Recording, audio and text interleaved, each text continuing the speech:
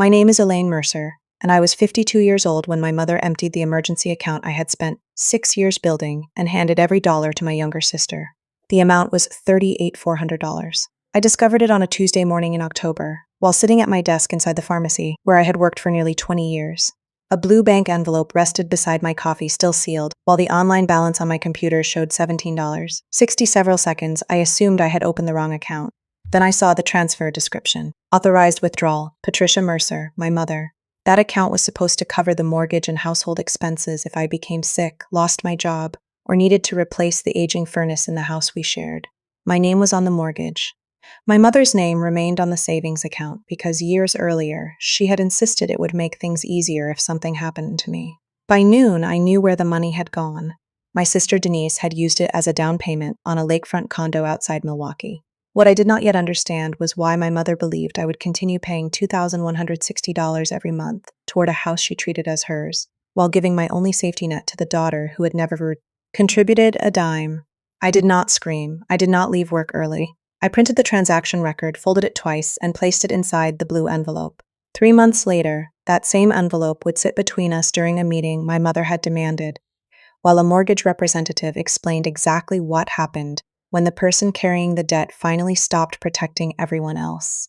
But that morning, I still had one unanswered question. Had my mother taken my money because Denise needed help, or because both of them had decided my needs would never count?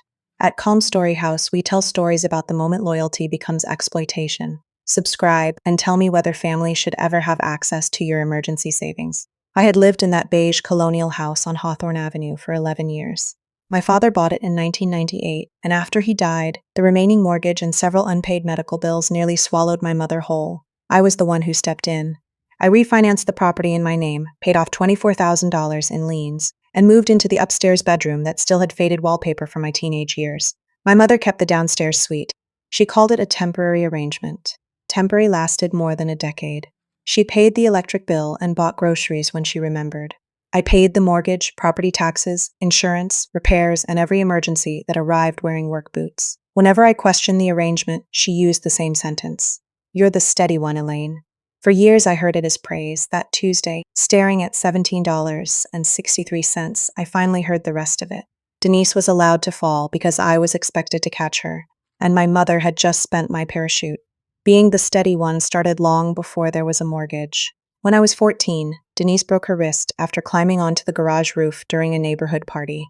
My mother rode with her in the ambulance, and my father followed in his truck. I stayed behind to lock the doors, clean spilled soda from the kitchen floor, and reassure 3 frightened girls that Denise would be fine. Before leaving, my mother pressed a brass house key into my palm. "I need you to handle things, Elaine." Denise came home with a purple cast and a story everyone wanted to hear. No one asked how I had managed the house alone until midnight. That became our family pattern. Denise created urgency. I handled the aftermath. She was charming, impulsive, and talented at making poor decisions sound like adventures. At 23, she quit a receptionist job because her manager had negative energy. At 27, she moved to Arizona with a man she had known for 6 weeks. At 31, she returned home with 2 suitcases, no savings, and a complaint that nobody had warned her how expensive divorce could be. My mother always had an explanation ready. Denise feels things deeply. Apparently, I felt things at a more affordable rate. I chose pharmacy work because I liked precision. A patient could tell me they felt a little strange, but the dosage, timing, and drug interaction usually revealed what the feeling meant. Facts did not become cruel simply because someone disliked them. At home, facts were treated differently. When my father's health declined, I organized his appointments, sorted 12 medications into labeled trays, and negotiated payment plans with the hospital. Denise visited when she could, usually carrying flowers and leaving before dinner. After his funeral, she hugged me beside the coat closet. "You're better at this stuff," she whispered. She meant paperwork, bills, grief, and our mother. My father's estate left Patricia the house but very little cash. The mortgage balance was $146,000, and 2 hospital liens had already been filed. Selling would have left her with enough for a small apartment, but she refused. "Your father wanted me here," she said. What my father had actually wanted was for none of us to destroy ourselves preserving a building. Still, I refinanced the house. The lender required the loan and deed to be transferred into my name because my mother's income could not support the payments. I used $18,000 from my retirement account to complete the transaction and cover immediate repairs. Denise signed nothing. She contributed nothing. At the closing, my mother placed the second set of house keys beside my folder. This belongs to both of us now, she said. You'll never have to worry about where you stand. I believed her because I needed to. 6 years later, when I opened the emergency savings account, she insisted on being added as a joint owner. In case you're ever in the hospital, she said. Someone has to keep the mortgage paid. I remember hesitating with the authorization form beneath my pen. Then she smiled and repeated the words that had shaped my entire life. You're the steady one. So I signed. I called my mother during my lunch break. She answered on the fourth ring, sounding irritated rather than nervous. Elaine, I'm at the grocery store. Did you withdraw $38,400 from our emergency account? There was a pause, followed by the squeak of a shopping cart. It wasn't our account, she said. My name was on it. That sentence landed harder than the missing balance. I walked into the pharmacy consultation room and closed the door. Through the glass, I could see customers waiting beneath fluorescent lights, trusting me to measure every prescription accurately, while my own life had just been emptied without warning. Where is the money? Denise needed it. For what? She found a condo. It's a wonderful opportunity. My mother spoke as if she had purchased my sister a winter coat. The condo was in Harbor Ridge, a new development near Lake Winona. Denise had been renting since her divorce and complaining that she was throwing money away. The unit cost $241,000. She needed a larger down payment because her credit score was low and her income from selling handmade jewelry online was inconsistent. She'll pay it back, my mother said. When? When she gets settled. That was not a date. It was the language our family used when nobody intended to repay me. I asked whether Denise knew where the money came from. Of course she knew. We discussed it. We. The word clarified more than any explanation could have. My mother had not panicked and made one impulsive transfer. She and Denise had planned it together. They had reviewed the account, calculated the available balance, and decided that my emergency fund was less important than Denise's view of the water. When I arrived home that evening, a glossy brochure lay open on the kitchen table. The cover showed a smiling couple drinking wine on a balcony beneath the words, "Your new beginning starts here." My mother was stirring soup at the stove. You left this out, I said. She glanced at it. Denise has wanted me to see the floor plan. I picked up the brochure. Unit 304 had been circled in blue ink. Beside the price, my mother had written, $38,400, enough with closing credit. My money had become a note in the margin. You had no right. She placed the wooden spoon down carefully. Don't be dramatic, you have a good job. That money was for the mortgage if I couldn't work. You're healthy. And if the furnace fails, we'll manage. What she meant was that I would manage. Then she gave me the sentence I would regret not challenging years earlier. You're the steady one, Elaine. Denise doesn't have what you have. I folded the brochure and placed it inside the blue bank envelope with the transfer record. The next morning, I opened a new account at a different bank. I redirected my paycheck, removed my mother's access to every remaining account, and canceled the automatic mortgage payment scheduled for November 1st. I did not yet know whether I would sell the house, refinance again, or walk away from it entirely. I knew only this: I could not keep paying for a home where my security was treated as spare change.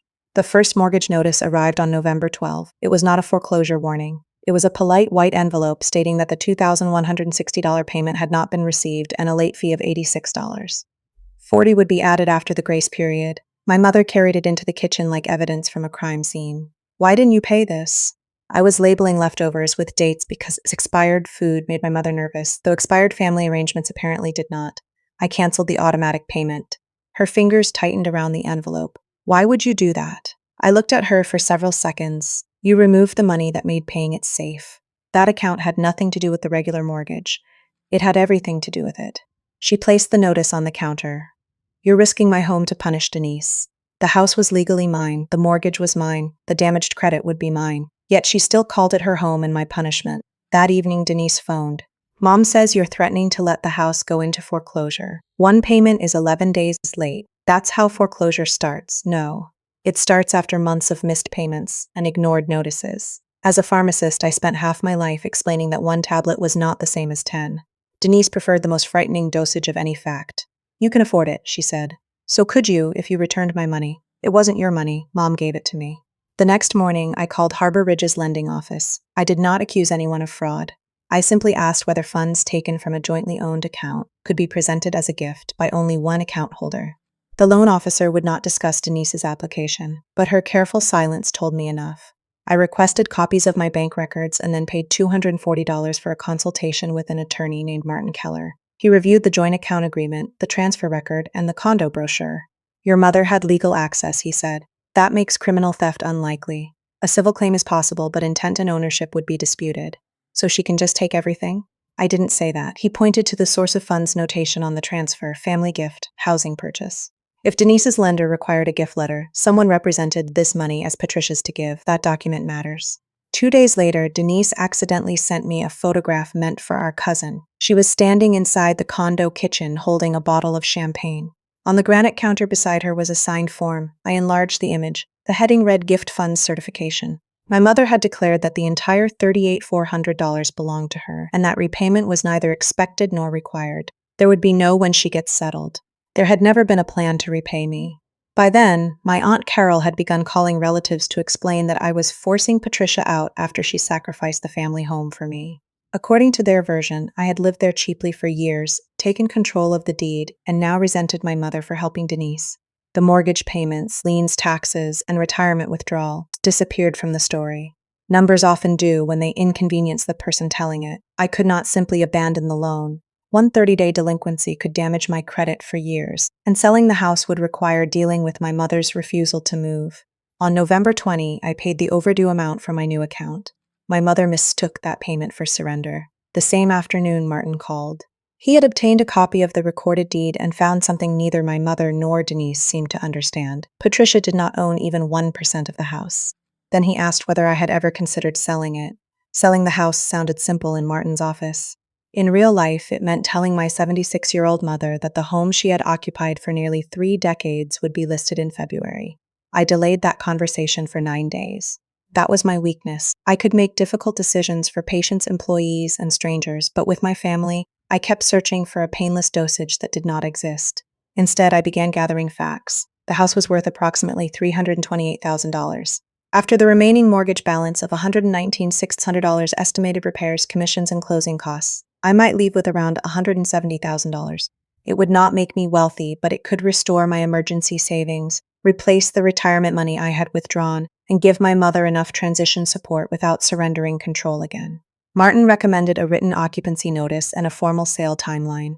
"You can be generous," he said, "but generosity needs an end date." The sentence embarrassed me because it sounded obvious.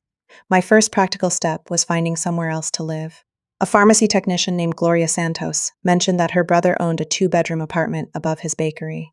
The rent was $1,180 a month, including water. The floors tilted slightly toward the windows, and the kitchen cabinets had been painted so many times the hinges barely moved. I loved it immediately.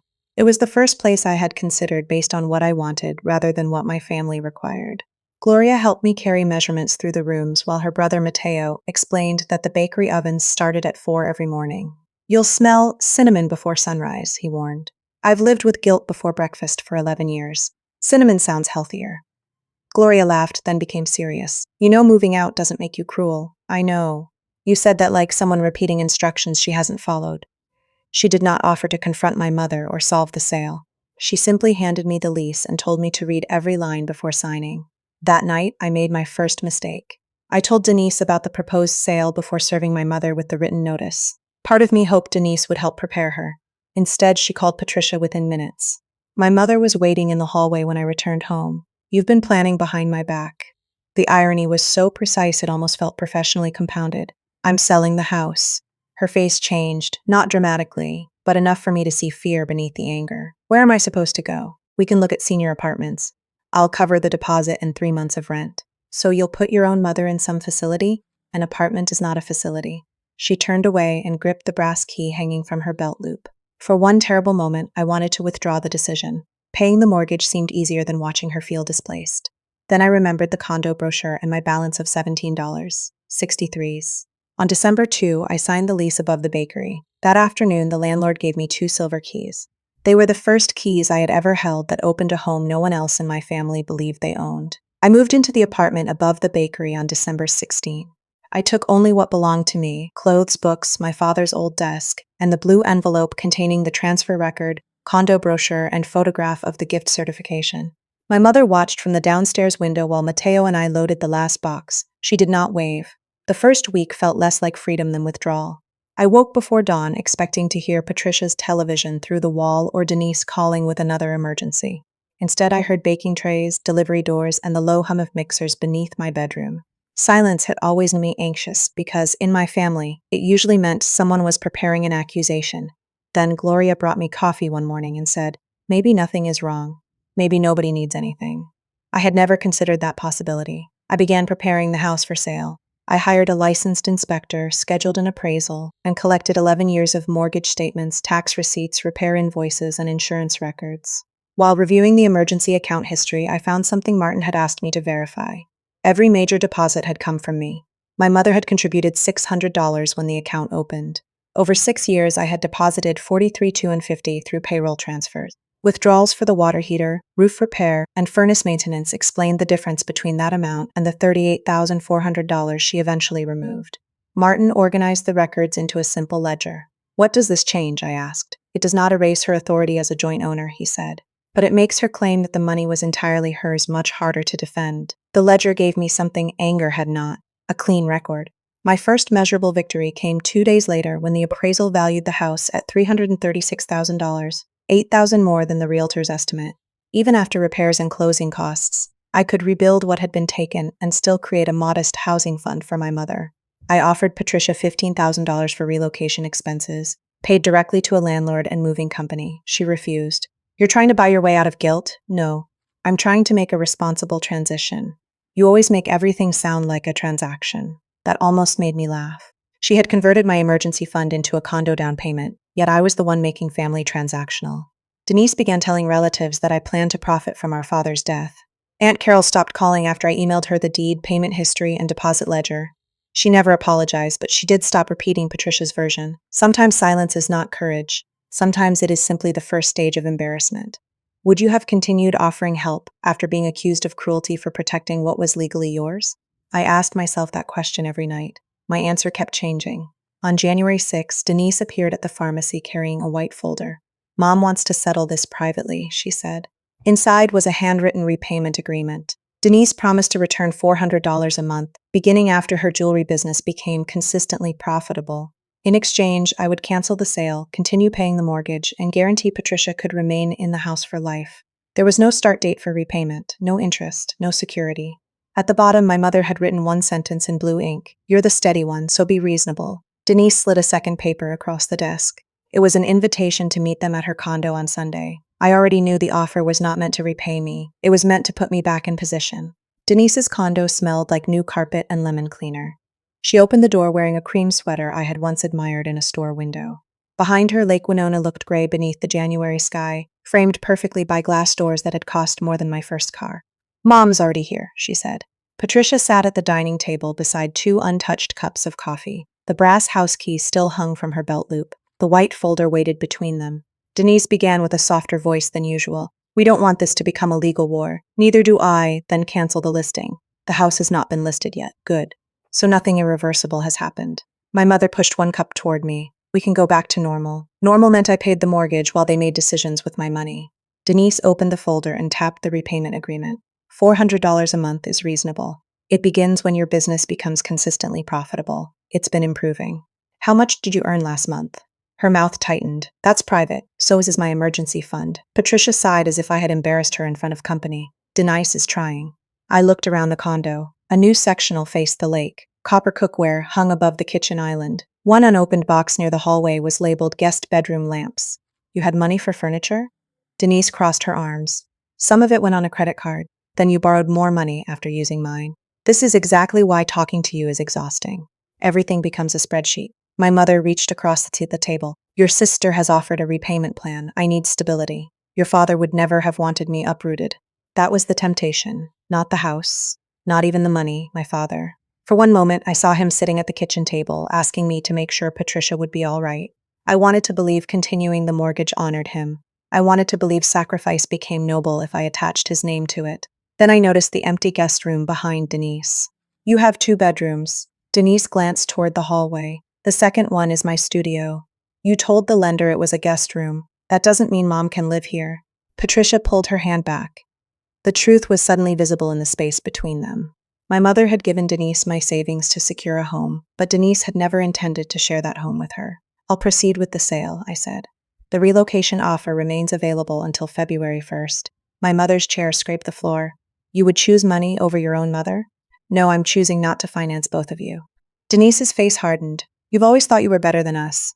I folded the repayment agreement and returned it to the folder. "No, I thought being useful would make me belong." Neither of them answered. I stood and placed my untouched coffee beside the condo brochure displayed beneath a decorative bowl. "You're the steady one," Patricia said bitterly. "Act like it." I picked up my coat. "I am. That was my first real no. It was quieter than I expected." By Monday morning, Denise had posted online that I was evicting our elderly mother during winter. She did not mention the relocation fund, the deed, or the $38,400. By Tuesday, 3 relatives and 1 woman from Patricia's church had left messages asking how I could be so heartless. Then my realtor called. Someone had contacted her office claiming Patricia was a legal owner who refused to authorize the sale. Patricia's claim delayed the listing by 4 days. It did not stop it. Martin sent the realtor a certified copy of the deed, the refinancing documents, and the closing statement showing that I was the sole legal owner. He also wrote Patricia a formal letter instructing her not to interfere with the sale or misrepresent her ownership. She called me as soon as she received it. "You had a lawyer threaten me?" "He corrected the claim you made. I lived in that house before you ever owned anything. That does not make your name appear on the deed." She went silent. I could hear a spoon tapping against china. I pictured her at the kitchen table, using the chipped yellow teacup my father had bought at a roadside shop during their 20th anniversary trip. She refused to throw it away, although a thin crack ran from the rim to the handle. For the first time, I understood that the house was not only shelter to her. It was proof that her marriage had happened, that my father had chosen her, and that the life they built had not completely disappeared when he died. That explained her fear. It did not excuse what she had done. "I don't know who I am anywhere else," she said quietly. The honesty almost pulled me backward. I wanted to tell her she could stay. I wanted to rescue her from the consequence of choosing Denise's comfort over my security. The old instinct arrived so quickly that my hand moved toward my checkbook before I realized what I was doing. Then I looked at the deposit ledger spread across my desk.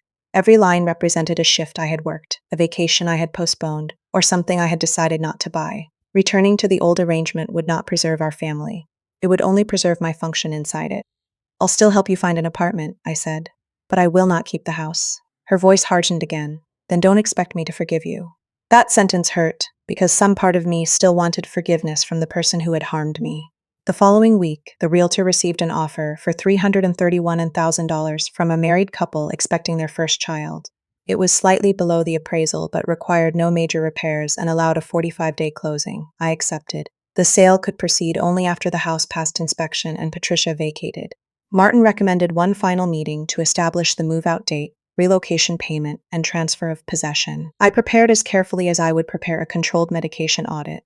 I placed the deed, mortgage history, deposit ledger, bank transfer, gift certification photograph, relocation offer, and purchase contract inside separate labeled sections of a gray binder. The blue bank envelope went into the front pocket. I also brought the 2 silver apartment keys and the original brass key my mother had given me at the refinancing closing. Denise tried calling 3 times that evening. I let each call go to voicemail. The third message was different. Her lender had contacted her about conflicting information concerning the source of the down payment. They wanted updated documentation, and Denise believed my inquiries had caused it. "You need to fix this," she said. "You're putting my home at risk." I turned the phone face down.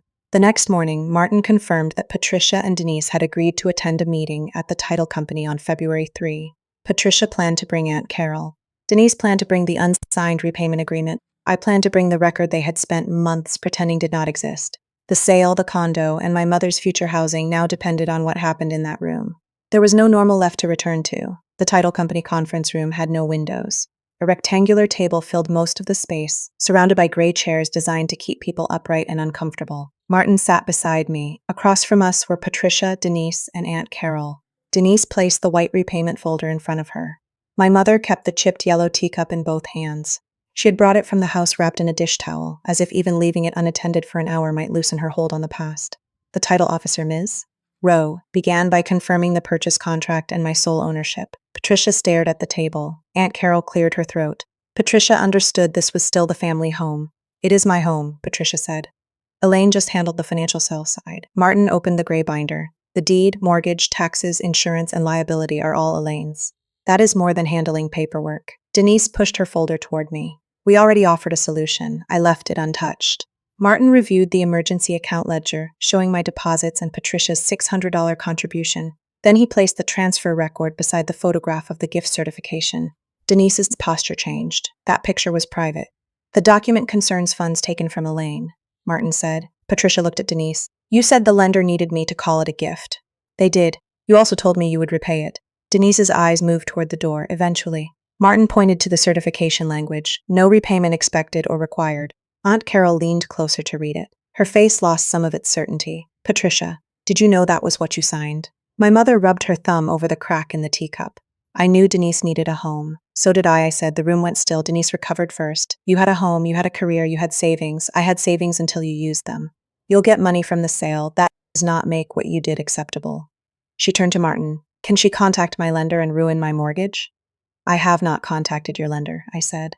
I asked a general question about funds taken from a joint account. Your own documentation created the problem. Denise looked at our mother. Tell her to fix it. Patricia lifted her head. Elaine, you're the steady one. There it was again. Not praise, not love, an assignment. I removed the blue envelope from the binder and placed it on the table. Then I laid the brass house key on top of it. I was steady because nobody else wanted to be accountable, I said. That does not make my money, my credit, or my future available to you. My mother's mouth tightened. So this is your final decision? Yes, I slid the relocation agreement toward her. The offer had changed. I would still pay the deposit and first 3 months of rent for a senior apartment, but the payment would go directly to the property manager. She had 7 days to accept. After that, she would be responsible for her own arrangements. Denise opened her mouth. I raised one hand. I am not paying your condo. I am not correcting your lender's concerns. I am not canceling the sale. My voice remained level, and I will never again prove my love by making myself financially unsafe. No one spoke. The title officer adjusted the purchase contract without looking up. Aunt Carol closed the gift certification and pushed it away from Denise. My mother stared at the brass key. Then she slowly placed the chipped teacup beside it. For a moment, I thought she might apologize. Instead, she said, Your father would be ashamed. The words found the oldest wound in me. I let them reach it. Then I stood. My father taught me to pay what I owed. I have paid enough. I signed the final sale authorization. The pen made almost no sound against the paper, but that small stroke ended an arrangement that had governed my life for 11 years. When I left the conference room, I took the blue envelope with me. I left the brass key on the table. My mother has accepted the relocation on the 7th day. She did not call me. Martin received the signed document by email at 4:43 that afternoon. Patricia chose a one-bedroom apartment in a senior community, 12 minutes from Denise's condo and 25 minutes from mine.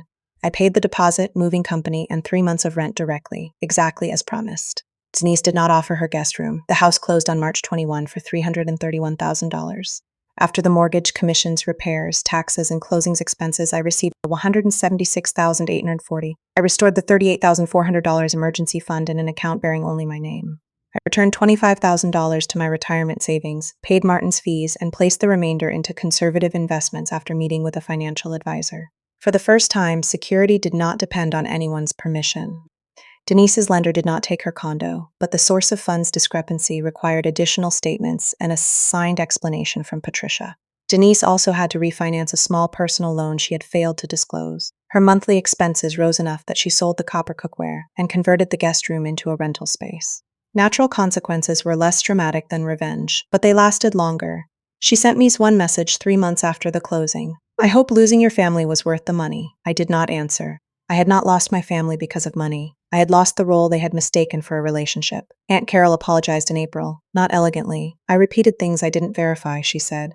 I should have asked you. She did not blame Patricia or claim she had been confused. That mattered. I accepted the apology, but I did not restore the old closeness immediately. Accountability was a beginning, not a backstage pass. My mother and I remained in limited contact. I visited once a month, usually on Sunday afternoons. Her apartment was smaller than the Hawthorne house, but sunlight reached every room. The chipped yellow teacup sat on a shelf beside a photograph of my father. During my 3rd visit, she said, Denise hardly comes. I could have reminded her of every warning she had ignored. Instead, I said, I'm sorry that hurts. Compassion did not require me to resume responsibility. Patricia never fully admitted that taking the emergency fund was wrong. She called it a mistake in judgment, then an act of desperation, then something we had both handled badly. I stopped arguing over the label. At the pharmacy, I trained a young technician named Kayla who was supporting 2 brothers while trying to finish school. One evening, she apologized for requesting fewer shifts. My family says I'm the reliable one, she explained. I recognized the prescription immediately. Reliable does not mean endlessly available, I told her. She changed her direct deposit, created a private savings account, and began saying no before resentment made the decision for her. The blue envelope remains inside a locked drawer in my apartment. Not because I enjoy remembering what happened, but because it contains the clearest record of the day I stopped confusing access with love. My silver keys hang beside the door on a label with my name. As a pharmacist, I know the right medicine in the wrong dosage can become harmful. Loyalty is no different. Given freely, it can hold a family together. Demanded without limit, it slowly poisons the person expected to provide it. I was still the steady one. The difference was that I finally chose what I was steady for. If you have ever been valued more for what you provided than for who you were, share your story below and subscribe.